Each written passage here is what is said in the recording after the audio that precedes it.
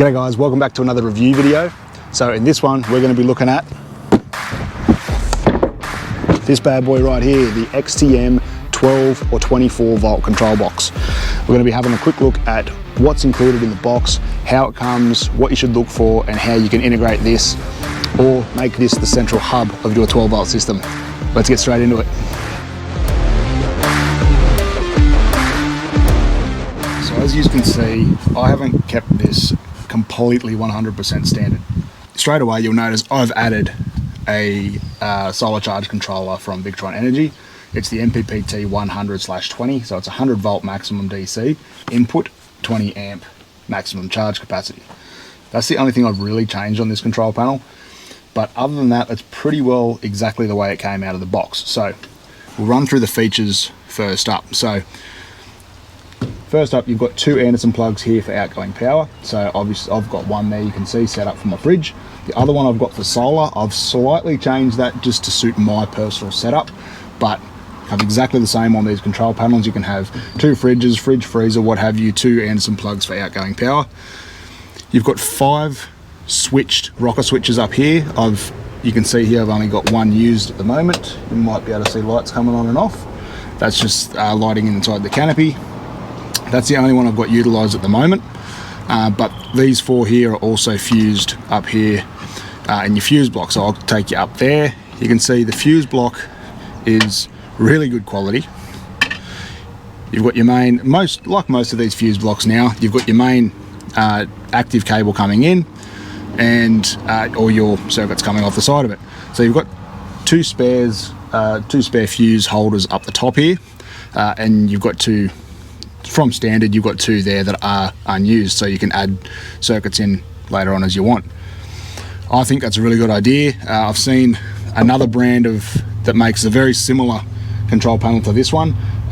Theirs comes standard with all 6 circuits taken up, so you can't add something unless you want to take something out, which is a little bit of a hassle in my opinion.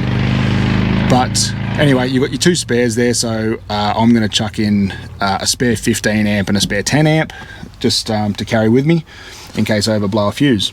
Like I said, you've got your 5 fused rocker switches straight below. You can wire them to anything you want. I've got all my lights coming off this one.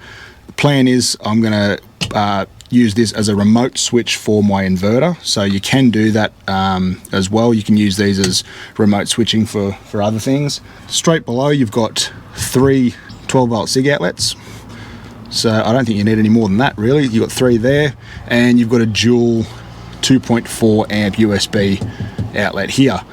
My original plan was to have 2 dual USB, 2 SIG, but after watching a couple of things on YouTube, I've decided to leave it the way it is, mainly because you can just go and buy those 12 volt double USB outlets and put it into a cigarette thing. So if I ever need more USBs, I can just pump one of them into there and away I go. I've got another 2 USB outlets. Another accessory on the control box is the little voltmeter that you've got down here. Not really too applicable if you're running lithium like we are, but it still does give you a bit of an indication of where your battery's up to. But really, really handy if you are still running the AGM or the flooded lead acid style of battery. I don't rely on this 100%, but it does give me a fairly good indication of where our lithium's up to. If you didn't know, if you do have one of these iTechWorld lithium batteries, iTechWorld actually do have a discharge curve and a discharge guide based on voltage that is available on their website. I'll link it down below. From what I've gathered, most lithiums don't actually have any information about how to read their discharges off voltage alone, because they hold their voltage so well around 13.5 volts. But yeah, iTechWorld have supplied one, so I'll link that down below as well.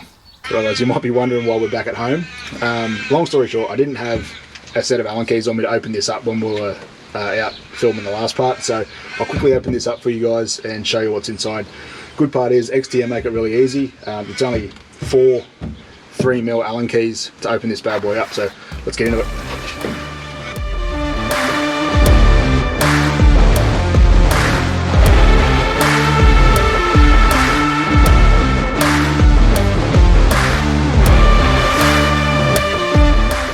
Righto, so you guys should be able to see everything in these XTM control panels comes pre-wired.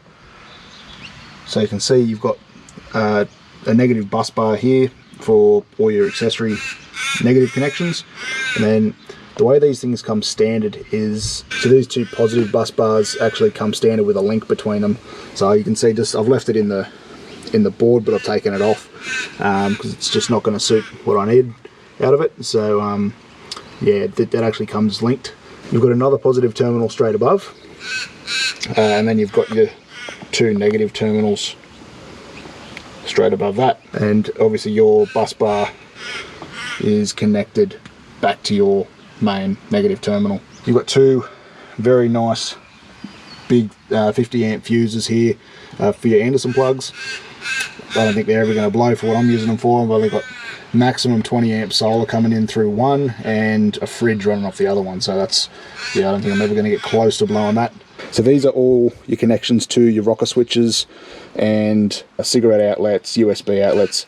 And if you can see here, any of these lugs just slot straight on.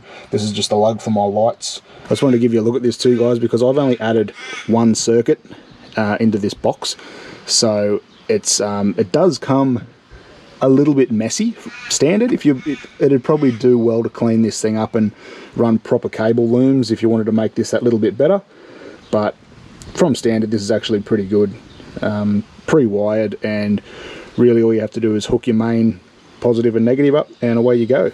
The one thing that I implore you, if you guys are going to buy one of these, I implore you to check is the tightness of all your connections. Go through every single screw and every single nut and make sure that everything is tight. I found two nuts on our terminal posts here that were loose. They weren't loose to the point where they were going to fall off, but they were, you know, they were looser than I would like to see on an electrical installation. So just, if you are going to go with one of these things, guys, check your cables, check your connections, check all the tightness, make sure that nothing's going to come loose on you, especially if you're doing corrugations or you're out four-wheel driving and you've got this in your ute or anywhere. Make sure you check it.